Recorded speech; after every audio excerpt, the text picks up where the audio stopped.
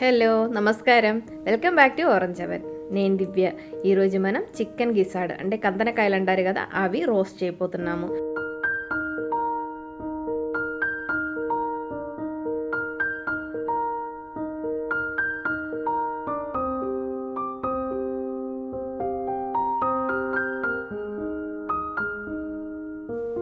ఈ కర్రీ చాలామంది చాలా ఇష్టంగా తింటారు కదా.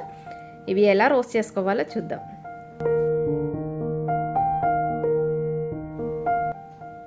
నేను చికెన్ గిసాడు మన ఫ్రెష్ టు హోమ్ ఆపిల్ నుంచి తీసుకున్నాను. చాలా నీట్గా ఉంటుంది. అలాగే ఇది హాఫ్ కేజీ వచ్చేసి 75 రూపీసే. మనకి మామూలుగా అయితే చికెన్ రేట్లోనే బయట మార్కెట్లో దొరుకుతుంది కదా. ఇది ఎలా ఉంటుందని ట్రై చేసి చూద్దామని తెచ్చుకున్నాను. కానీ చాలా నీట్గా వచ్చింది. బాగా క్లీన్ చేసుకొని పంపించారు వాళ్ళు. మనం జస్ట్ కట్ చేసుకోవడమే. అసలు కొంచెం కూడా వేస్ట్ అయితే లేదు. బాగా వాష్ చేసినట్టుంది. నేనైతే కొంచెం ముక్కలు చేశాను, తర్వాత ఒకసారి వాష్ చేసుకున్నాను.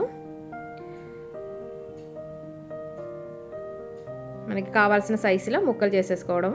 తర్వాత కొంచెం వాటర్లో పసుపేసి ఒక 5 మినిట్స్ పెట్టాను. మన మసాలా రెడీ అయ్యే లోపల అది క్లీన్ అయిపోతుంది. తర్వాత దాంట్లో నుంచి పిండుకొని తీసుకోవచ్చు. కడాయి పెట్టుకొని దాంట్లోకి కొంచెం ఆయిల్ పోసాను. ఆయిల్లోకి ఒక 2 ఆనియన్స్ని కట్ చేసి వేస్తున్నాను.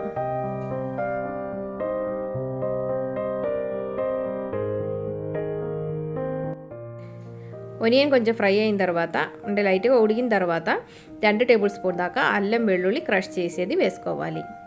అది కూడా పచ్చివాసన పోయేదాకా ఫ్రై అయిన తర్వాత దాంట్లోకి 1 టేబుల్ స్పూన్ దాకా కారం, 1 టేబుల్ స్పూన్ దాకా ధనియా పౌడర్, అలాగే కొంచెం పసుపు కూడా వేసుకొని మంచిగా మిక్స్ చేసుకోవాలి.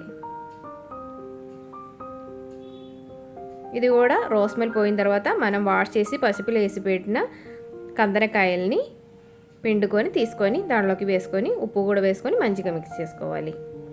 మనం కొంచెం కూడా వాటర్ వేయాల్సిన అవసరం లేదు. దీంట్లో నుంచే కొంచెం వాటర్ బయటకు వస్తూ ఉంటుంది. కొంచెం గరం మసాలా కూడా వేసుకొని మిక్స్ చేస్తున్నాను. అది లాస్ట్లో అయినా కూడా వేసుకోవచ్చు. ఇప్పుడు కొంచెం కూడా వాటర్ లేదు కదా, ఒక 10 మినిట్స్ మూత పెట్టి మీడియం ఫ్లేమ్లో పెడితే ఇలాగా వాటర్ వస్తుంది.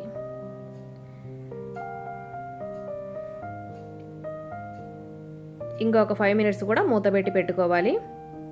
ఒక 15 మినిట్స్లో ఇది ఉడికిద్ది. ఇంకొక 5 మినిట్స్ దాకా మనం మీడియం ఫ్లేమ్లో పెట్టుకొని ఫ్రై చేసుకోవాలి. అంటే ఓపెన్ చేసి పెట్టుకొని ఫ్రై చేసుకోవాలి. కరివేపాకు కూడా వేసేస్తున్నాను. మధ్యలో మధ్యలో మిక్స్ చేసుకోవాలి. ఒక 5 to 10 మినిట్స్ దాకా లో ఫ్లేమ్ మీద ఫ్రై చేస్తే బాగుంటుంది.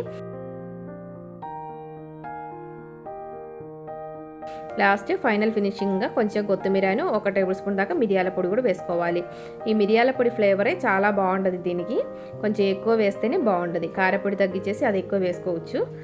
చాలా బాగుంటుంది ఫ్లేవరు. ఇప్పుడు ఇది రెడీ అయిపోయింది. ఇలాగే అందరూ ఒకసారి ట్రై చేసి చూడండి.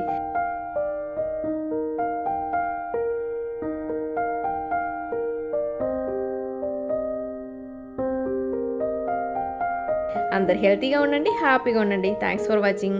Orange continuous. By by.